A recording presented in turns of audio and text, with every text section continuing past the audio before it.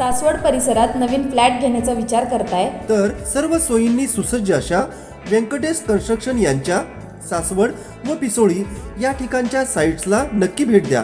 संपर्क Venkatesh constructions builders and promoters, Venkatesh apartment, shop number 5, Saswad ST stand जवळ. Phone number 955256 5058 9922 55 7955. सर्व पत्रकार मित्रांचं मी आजच्या पत्रकार परिषदेमध्ये स्वागत करतो. याची गरज नाही ना.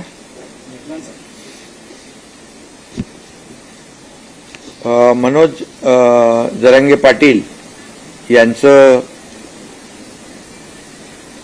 उपोषण आज त्यांनी मागे घेतलंय. त्याबद्दल मी मनोज जरांगे पाटील यांचं मनापासून आभार मानतो त्यांचे, आणि त्यांच्या सहकाऱ्यांचे देखील आभार मानतो. आणि सकल मराठा समाजाने शासनाच्या आव्हानाला, विनंतीला मान देऊन हे जे आंदोलन होतं, उपोषण मागे घेतल्याबद्दल मराठा समाजाला देखील मनापासून मी धन्यवाद देतो. यामध्ये जे मुद्दे मनोज जरांगे पाटील यांनी आमच्या शासनाच्या शिष्टमंडळासमोर मांडले, खरं म्हणजे मी शिष्टमंडळातले माजी न्यायमूर्ती मारुतराव गायकवाड साहेब आणि न्यायमूर्ती सुनील सुकरे साहेब यांचं देखील मनापासून अभिनंदन करतो. त्याचबरोबर त्यांच्याबरोबर ॲडव्होकेट हिमांशू सचदेव आणि इतर कायदे तज्ज्ञ या शिष्टमंडळात होते. आणि त्याचबरोबर आमचे मंत्रिमंडळातील सहकारी संदीपान भुमरे, उदय सामंत, धनंजय मुंडे, अतुल सावे, बच्चू कडू, नारायण कुचे यांनी देखील मनोज जरांगे पाटील यांच्याशी चर्चा केली. आम्ही परवाच्या दिवशी मी स्वतः मनोज जरांगे पाटील यांच्याशी फोनवरून चर्चा केली होती. त्यांचे काही मुद्दे होते, त्या बाबतीमध्ये मी देखील त्यांच्याशी बोललो आणि त्यांना एवढंच सांगितलं की सरकार टिकणारं, कायद्याच्या चौकटीत बसणारं आरक्षण देण्यास कटिबद्ध आहे. आणि ज्या कुणबी दाखले जे आपण मराठवाड्यात देतोय, कुणबी नोंदी ज्या सापडत आहेत, जो आपला 1967चा निर्णय आहे, 2004चा GR देखील आहे, की ज्या जुन्या नोंदी आहेत कुणबी, त्यांना आपण कुणबी दाखला देणं, यावर देखील खूप मोठं यश जस्टिस शिंदे कमिटीला मिळालं असं मी त्यांना म्हणालो. जवळपास 13,500 14,000 अशा प्रकारच्या नोंदी आणि दाखले ज्या नोंदी सापडल्यात, ती एक मोठी अचीवमेंट आहे. आणि त्यासाठी जस्टिस शिंदे कमिटीने देखील दिवस रात्र काम केलंय. आणि म्हणून ज्यांनी जेव्हा त्यांना आणखी यामध्ये कुणबी नोंदी सापडणार आहेत असं जे काही खात्री पटल्यानंतर त्यांनी मुदत मागितली. हेही मी मनोज जरांगे पाटील यांच्याशी बोललो आणि मी त्यांना हेही सांगितलं की उद्या आपण जे काही निर्णय घेणार आहोत तो टिकणारा पाहिजे, तो कुठे चॅलेंज होऊ नये. यामध्ये शेवटी तुमची देखील जी काही लीडरशिप आहे, तुमचं जे देखील एका आंदोलनाचं तुम्ही नेतृत्व केलेलं आहे, ते देखील म्हणजे आणि सरकार म्हणून मुख्यमंत्री आणि माझे सर्व सहकारी यांच्याबद्दल देखील समाजामध्ये कुठलाही संभ्रम किंवा कुठलाही किंतु परंतु निर्माण होऊ नये अशा प्रकारचं काम आपण केलं पाहिजे. ही चर्चा झाल्यानंतर काल आमचे सहकारी बच्चू कडू त्या ठिकाणी गेले होते.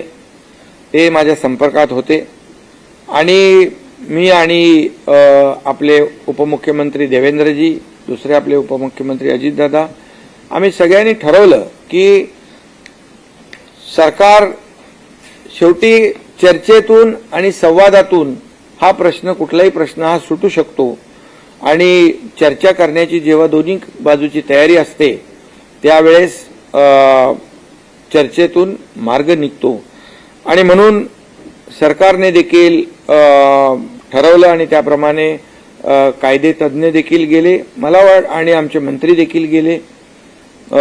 मला वाटतं ही इतिहासातली पहिली घटना असेल की कायदे तज्ज्ञ एका उपोषण स्थळी आंदोलकांशी बोलण्यासाठी जातात.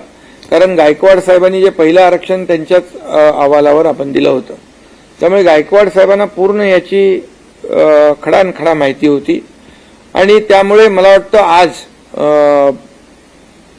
हे सर्व चर्चा झाल्यानंतर मनोज जरांगे पाटील यांना देखील जे जस्टिस शिंदे यांनी काम केलेलं, त्यांच्या कमिटीने काम केलेलं, याच्यावर विश्वास आणि त्यांनाही खात्री पटली की खऱ्या अर्थाने सरकार अतिशय गांभीर्याने, प्रामाणिकपणे काम करते आहे.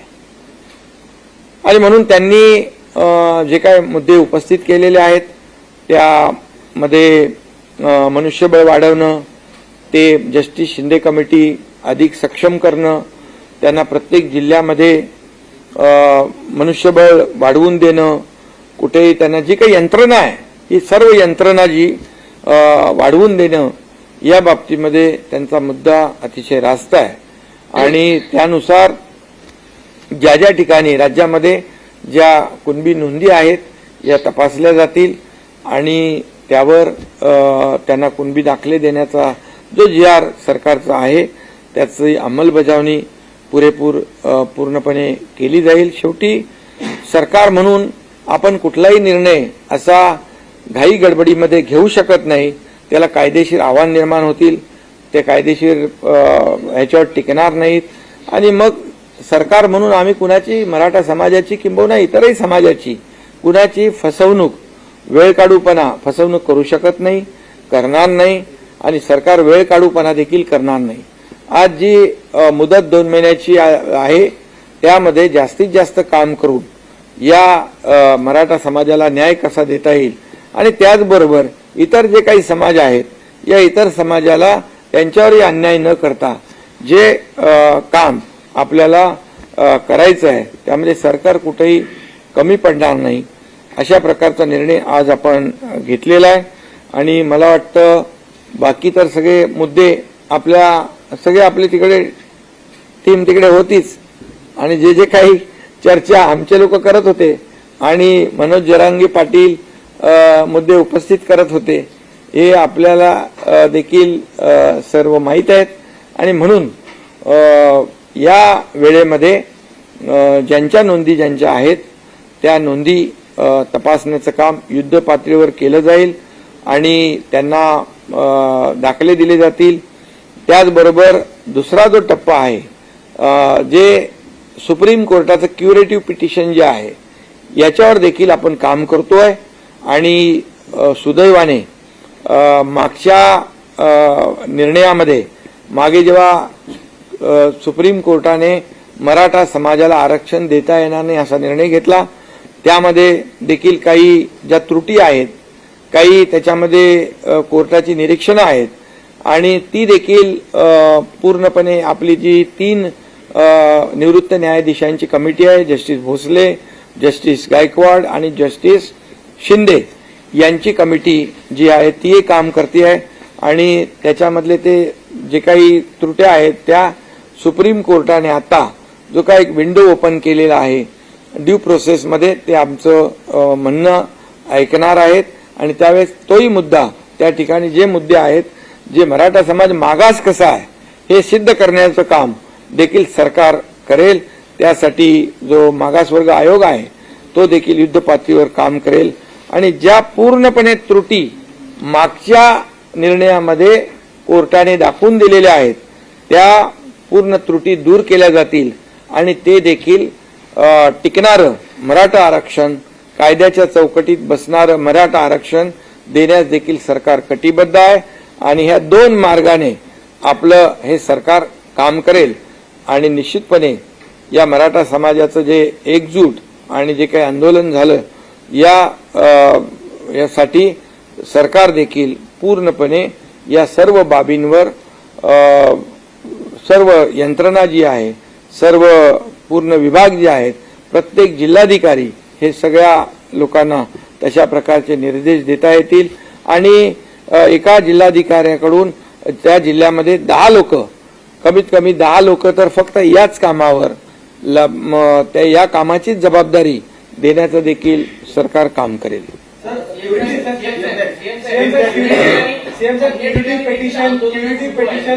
क्युरिटी पेटिशनची विंडो ओपन होणं हे सरकारसाठी एक मोठं यश आहे. यासाठी अनेक तज्ञांनी काम केलेलं आहे. त्या तज्ञांना सोबत घेऊन क्युरिटी पेटिशनची विंडो ओपन एक त्याच्यामध्ये आणखी एक मुद्दा, जी काल आम्ही बैठक घेतली सर्वपक्षीय बैठक घेतली, त्याच्यामध्ये देखील जी भूमिका सरकारची होती की मराठा समाजाला आरक्षण टिकणारं दिलं पाहिजे, कायद्याच्या चौकटीत दिलं पाहिजे, हे देखील सर्व पक्षीयांनी मान्य केलं आणि सर्व पक्षीय बैठकीमध्ये सर्व नेते आले, त्यांनाही मनापासून मी धन्यवाद देतो. आणि त्याचबरोबर जे काही राज्यामध्ये याला हिंसक वळण जे लागलं होतं ते देखील थांबलं पाहिजे आणि त्याच्यावर देखील योग्य तो उपाय सरकारने केला पाहिजे. अशा प्रकारची सर्वपक्षीय बैठकीमध्ये देखील चर्चा झाली आणि मनोज जरांगे पाटील यांनी उपोषण आंदोलन मागे घ्यावं अशा प्रकारचं देखील आवाहन, विनंती आणि चर्चा कालच्याही बैठकीमध्ये झाली. त्यामुळे सरकार म्हणून आम्ही जे एक बैठक बोलवली सर्व पक्षीयांची आणि त्या बैठकीमध्ये सगळेजण आले आणि ते देखील या ठिकाणी नक्कीच त्यांना देखील धन्यवाद या ठिकाणी द्यायला पाहिजे एवढं या ठिकाणी. आणि जे आपले आज खरं म्हणजे जे 2 आपले निवृत्त न्यायाधीश त्या ठिकाणी गेले, त्यांचे विशेष या ठिकाणी आभार देखील मी मानतो. कारण शेवटी कायद्याची भाषा आणि ज्या कायद्याच्या ज्या काही चौकटीमध्ये काय बसू शकतं, काय टिकू शकतं, हे त्यांना समजावून सांगण्याचा देखील त्यांनी प्रयत्न केला. त्यासाठी देखील त्यांचे आभार मानणे आणि तातडीने आम्ही विनंती केल्यानंतर ते तिकडे उपोषणस्थळी थेट जाणं हा देखील पहिलाच प्रकार आहे आणि ते गेल्यामुळे नक्कीच त्याचाही फायदा आज या आंदोलन उपोषण मागे घेण्यामध्ये झालेला आहे.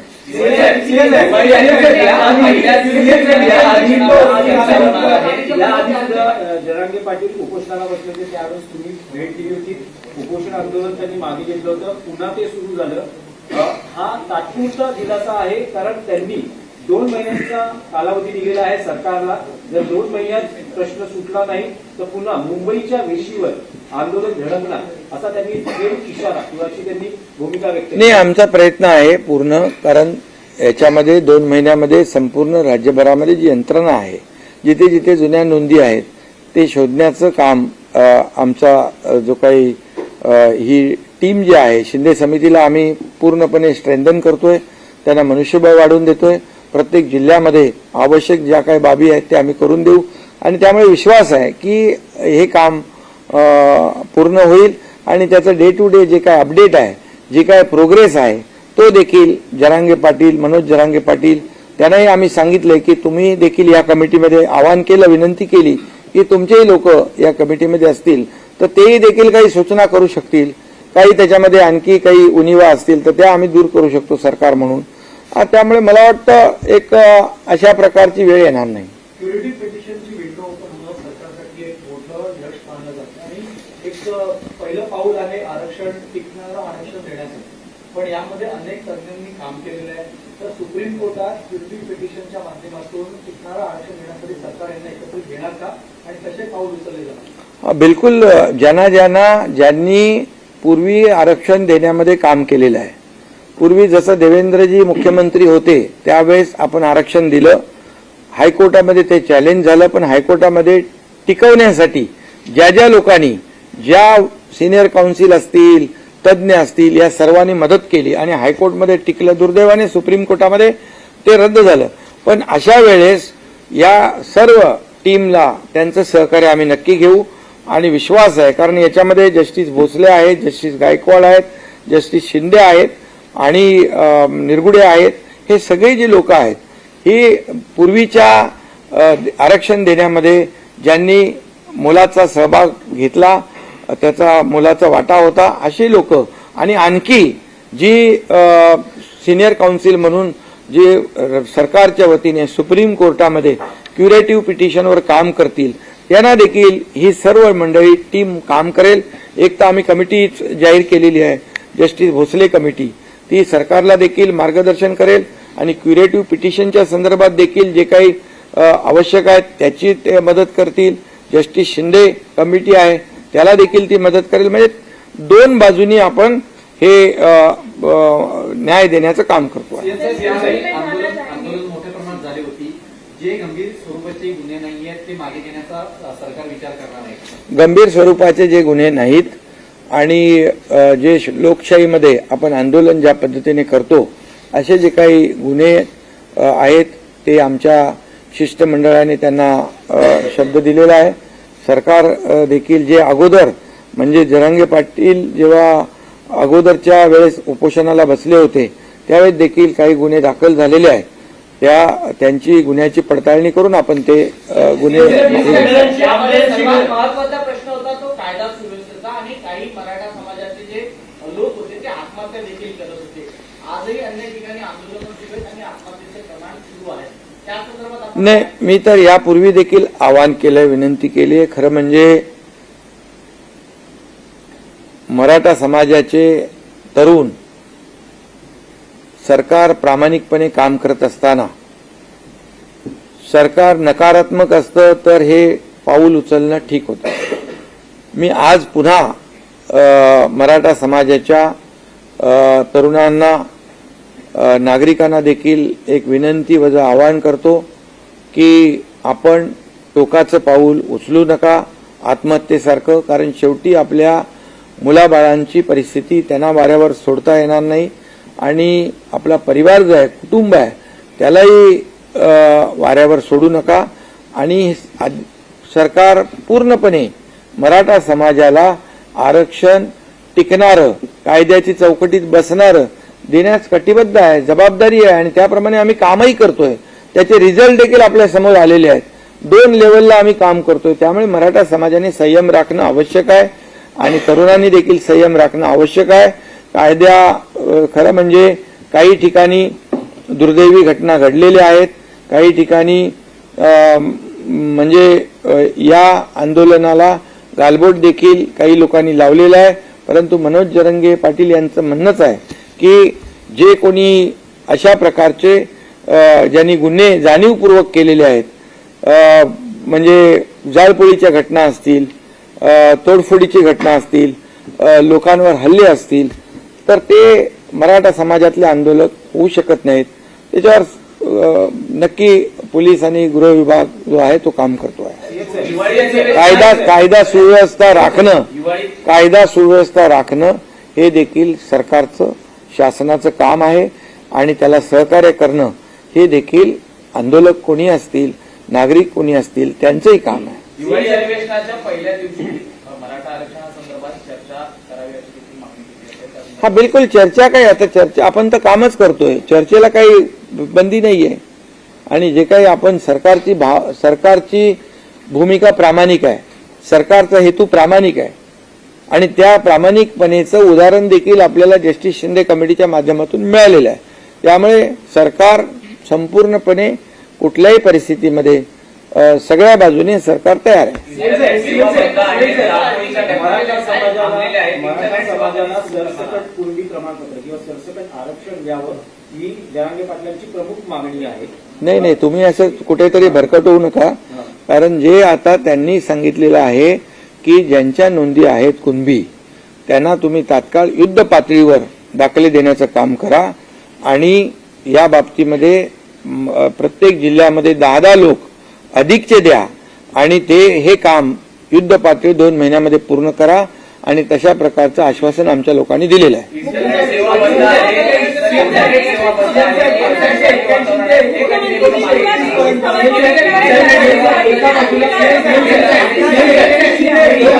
एकाने बोला कोणीतरी. अरे नाही, तुम्ही बोला. हा. सर, इंटरनेट सेवा देखील बंद आहे, त्या नेमक्या कधी मागे घेतल्या जाणार आहेत? परिस्थिती आता किती नियंत्रणात आहे? हे बघा, याच्यामध्ये कुठेही ज्या ठिकाणी अतिशय मोठ्या प्रमाणावर कायदा सुव्यवस्था बिघडली, ज्या ठिकाणी जाळपोळ झाली, लोकप्रतिनिधींच्या घरावर हल्ले होऊ लागले, अशा परिस्थितीमध्ये कायदा अबाधित राखणे, सुव्यवस्था राखणे हे पोलिसांचं काम आहे. आणि आता सध्या परिस्थितीमध्ये सगळीकडे शांतता आहे. ज्या ज्या ठिकाणी आवश्यक आहे त्या त्या ठिकाणी आवश्यक बाबींचा जो काही हे करणे, अंमलबजावणी करणे, त्याप्रमाणे पोलिसांनी काम केलेलं आहे.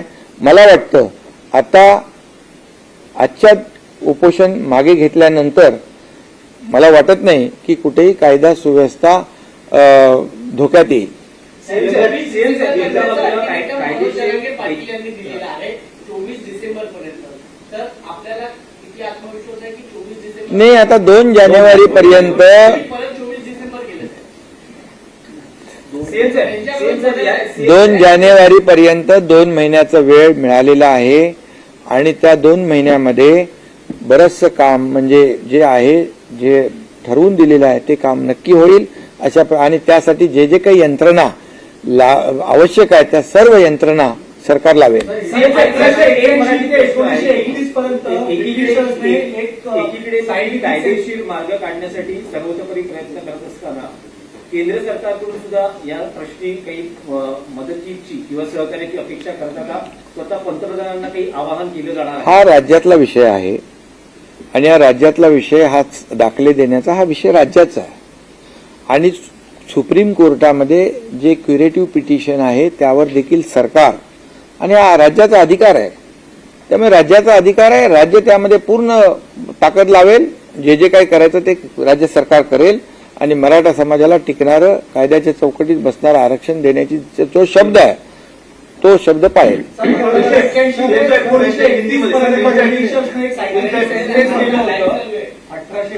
ते 1921 पर्यंत ब्रिटिशांनी सायंटिफिक सेन्सस केलं होतं. त्याचे गॅजेट आता अवेलेबल असतात. आता ह्याच्यामध्ये जस्टिस शिंदे काम करते. त्यांनी त्याचं काम दाखवलंय. 13,500 दाखले कुणबी नोंदी मिळालेल्या आहेत. त्यामुळे त्यांना विश्वास आहे. आणखी याची व्याप्ती आपण वाढवलेली आहे. त्यामुळे मला वाटतं त्यांच्या समितीच्या अंतर्गत याच्यावर आपण न बोललेलं ठीक आहे. हा, हिंदी बोला.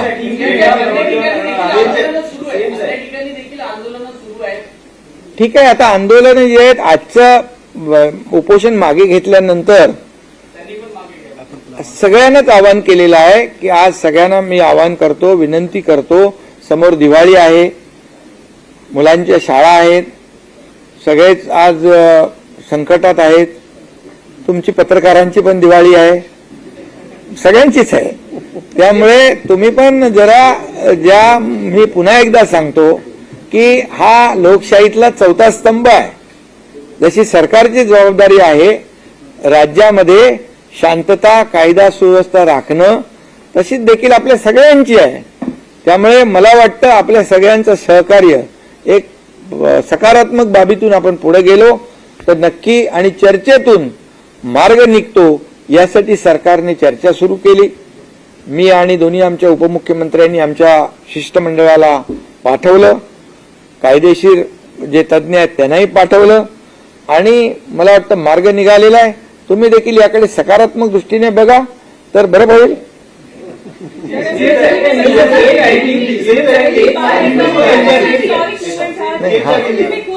महिला पूरा देश इस घटना को देख रहा है. आज का जयंत पाटिल ने अपना उपोषण पीछे ले लिया है. पहली बार हमने देखा कि न्याय व्यवस्था भी खुद वहां उन्हें समझाने पहुंची. 2 महीने का जो मोहलत उन्होंने दी है, क्या कुछ सरकार इसमें करेगी? ये न्याय देने वाली सरकार है. ये सर्व सामान्य मानुष की सरकार है. ये आम आदमी की सरकार है. ये जाहिर हुआ है आज. सरकार ने किसी भी बात का ईगो नहीं रखा. सरकार और न्याय व्यवस्था जिन्होंने पहला आरक्षण दिया था गायकवाड़, जस्टिस गायकवाड़, वो खुद जस्टिस सुक्रे और हमारी टीम को लेकर वहां पहुंचे। ये पहली बार हुआ है, ये पहली बार हुआ है। और जब मैंने मनोज जरंगे पाटिल जब उनसे बात करने के बाद जब चर्चा शुरू हुई, हमारे सहयोगी बच्चू कड़ू वहां गए कल, उनसे वार्तालाप हो गया। इसके बाद जो जो आवश्यक चीजें थी उनको समझने की, कानून के दायरे में क्या हो सकता है, लीगली क्या हो सकता है, इसलिए मैं इनको, हमारे जस्टिस गायकवाड़, जस्टिस सुक्रे साहब को और उनके दूसरे हिमांशु सचदेव, इनको धन्यवाद देना चाहता हूं कि हमारी विनती के अनुसार वो वहां पर पहुंचे।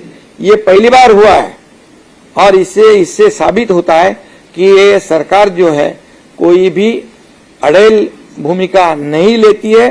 ये सरकार सकारात्मक काम करना चाहती है और सभी लोगों को विश्वास में लेकर निर्णय लेना चाहती है। ऐसा काम करने का तरीका हमारी सरकार का है और इसलिए चर्चा हुई, हमारे मंत्री वहां पर गए और पहले तो ये कानून मतलब जो न्याय व्यवस्था जिनको पता है वो टीम पहुंची, उन्होंने उनकी जो प्रश्न थे, जो शंका थी, उसे दूर करने का काम किया और फिर हमारी दूसरी टीम वहां पर मंत्री जी की गई और इसमें से अच्छा एक आउटकम आया है। ये मनोज जरंगे पाटिल, इन्होंने अपना अनशन उपोषण जो है पीछे लिया है। मैं उनको धन्यवाद देना चाहता हूं और मैं उनके सहयोगी जो है उनको भी धन्यवाद देना चाहता हूं।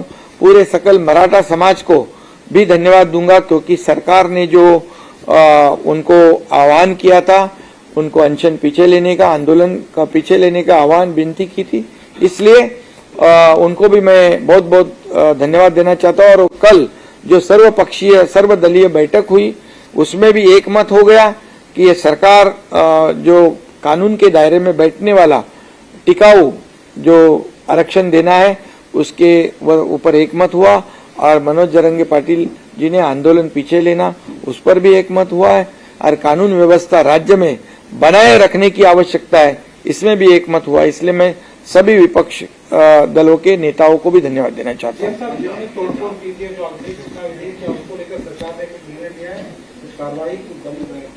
जो आंदोलन लोकशाही के माध्यम से होता है, जो पहले आंदोलनकारियों ने जो उनके ऊपर गुने दाखिल हुए थे, पुलिस वो काम कर रही है जो लोकशाही के माध्यम से, जैसे उपोषण है, मोर्चा है, उस पर जैसे कानूनी कार्रवाई पीछे लेती है वैसे लेंगे। बिल्कुल, धन्यवाद।